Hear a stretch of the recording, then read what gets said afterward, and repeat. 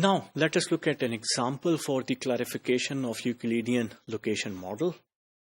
Whatever we studied about Euclidean location model and center of gravity approach, let us look at an example for it. Let's say there is an ABC corporation that is planning to build a new distribution center to channel production more from its 2 plants to the 8 existing retail outlets.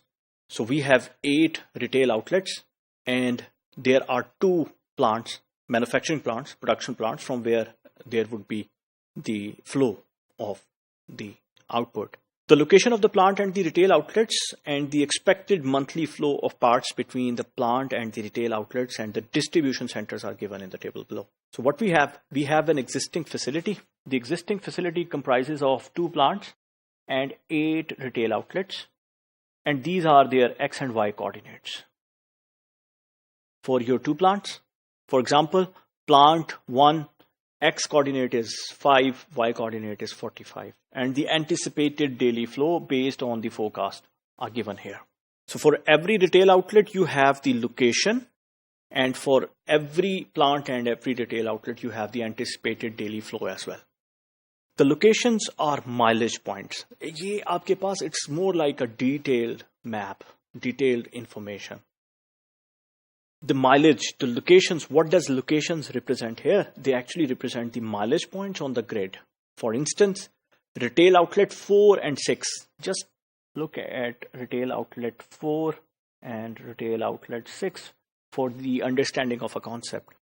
The location of 4 is 40-30 and location of 6 is 40-20. What does it mean? It means location outlet 4 and outlet 6 are only 10 miles apart. एक दूसरे से 10 मील के फासले पर मौजूद है. And outlet 4 is 10 miles north of outlet 6. These are on the coordinates. This information would be on the detailed map.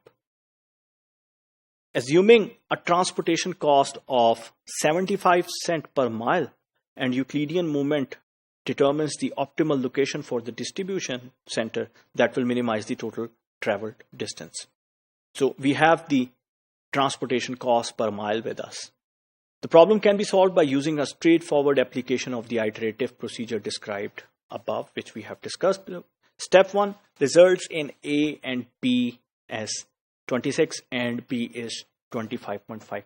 You need to verify it from the formulas of A and B, which we have discussed before. And then step 2 and step 3 are performed, which results in A 25 and B 25.5.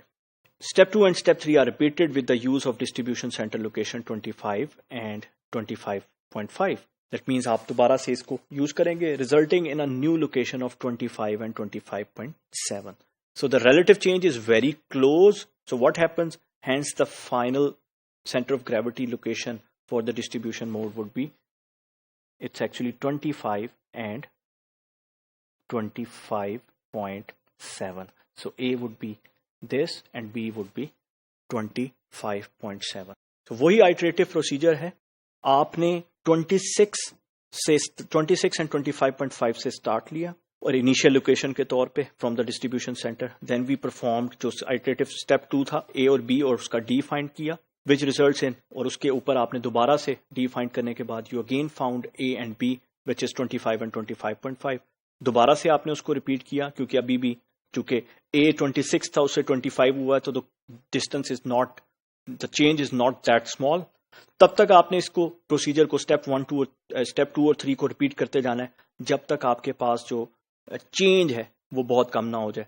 तो अगला जो आपके पास 25 and 25.5 के बाद जब अगला आपने A and B compute किया तो it becomes 25 and 25.7. Now the change is very small.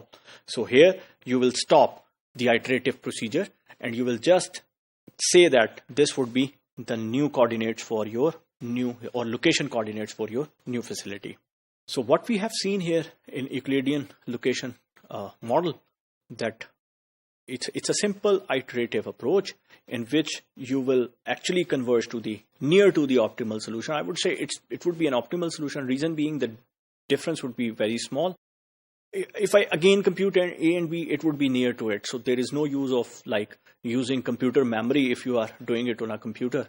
This iterative procedure can be done through a software where center of gravity approach is actually applicable. So the convergence is actually quicker.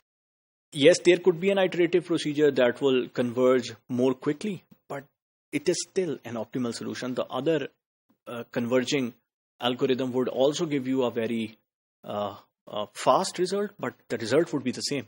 Thank you.